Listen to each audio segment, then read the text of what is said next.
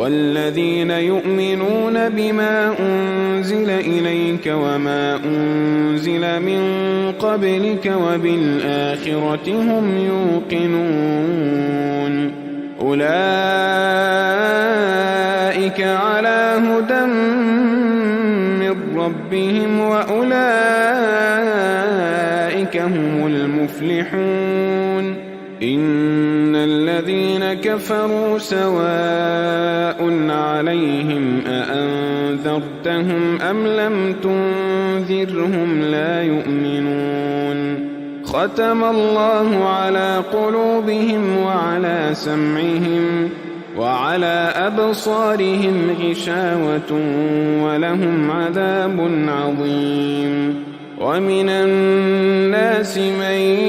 يقول آمنا بالله وباليوم الآخر وما هم بمؤمنين يخادعون الله والذين آمنوا وما يخدعون إلا أنفسهم وما يشعرون في قلوبهم مرض فزادهم الله مرضا ولهم عذاب أليم بما كانوا يكفرون.